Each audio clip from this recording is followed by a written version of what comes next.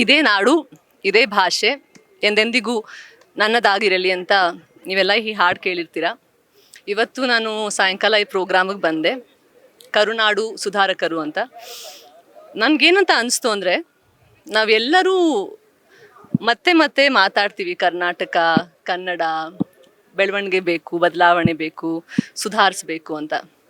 ಆದರೆ ಅದು ಎಲ್ಲೋ ಒಂದು ಕಡೆ ನನಗನ್ಸುತ್ತೆ ಬರೀ ಮಾತುಗಳಲ್ಲಿ ಇಲ್ಲ ಬರೀ ನಮ್ಮ ಹಾಡುಗಳಲ್ಲಿ ಉಳಿದೋಗಿದೆ. ಇವತ್ತು ನಿಜವಾಗ್ಲೂ ಇದನ್ನು ಸುಧಾರಿಸ್ಬೇಕು ಅಂದರೆ ನಾವೆಲ್ಲರೂ ಒಟ್ಟಾಗಿ ಅದು ನಮ್ಮ ಮನಸ್ಸಲ್ಲೂ ಬರಬೇಕು.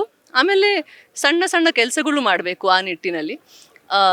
ಅದು ಸದ್ಯಕ್ಕೆ ನಿಜವಾಗ್ಲೂ ಹೇಳಬೇಕು ಅಂದರೆ ಕಮ್ಮಿ ಕಾಣಿಸುತ್ತೆ. ಅದೊಂದೇ ನನಗಿಲ್ಲಿ ಬಂದು ಅನಿಸಿದ್ದು.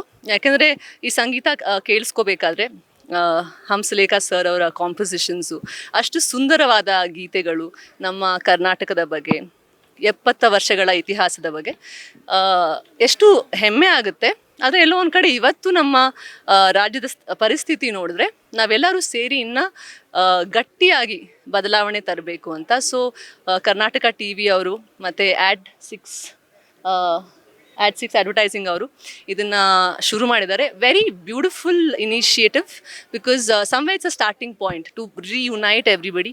ಎಲ್ಲರನ್ನೂ ಒಟ್ಟಿಗೆ ಒಂದು ರೂಫಲ್ಲಿ ಕರ್ಕೊಬಂದು ಮತ್ತೊಮ್ಮೆ ಇದೊಂದು ಬಿಗಿನಿಂಗ್ ಆಗಲಿ ಅಂತ ಪ್ರಯತ್ನ ಮಾಡೋಕ್ಕೆ ಶುರು ಮಾಡಿದ್ದಾರೆ. And I'm very very proud of them.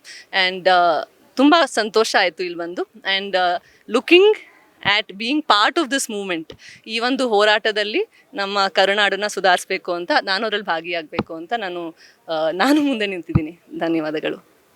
ಯಾರಾಗ್ತಾರೆ MLA ಅಭ್ಯರ್ಥಿ 2028 ಶೀಘ್ರದಲ್ಲೇ. ಪ್ರತಿದಿನ ಒಂದೊಂದು ಕ್ಷೇತ್ರದ ಟಿಕೆಟ್ ಆಕಾಂಕ್ಷಿಗಳ ಸಂಪೂರ್ಣ ಮಾಹಿತಿ ಪೊಲಿಟಿಕಲ್ ಜರ್ನಲಿಸ್ಟ್ KM ಶಿವಕುಮಾರ್ ಅವರಿಂದ. ಕರ್ನಾಟಕದ ನಂಬರ್ 1 ಡಿಜಿಟಲ್ ಮೀಡಿಯಾ ನಿಮ್ಮ ನೆಚ್ಚಿನ ಕರ್ನಾಟಕ ಟಿವಿಯಲ್ಲಿ ಮಾತ್ರ.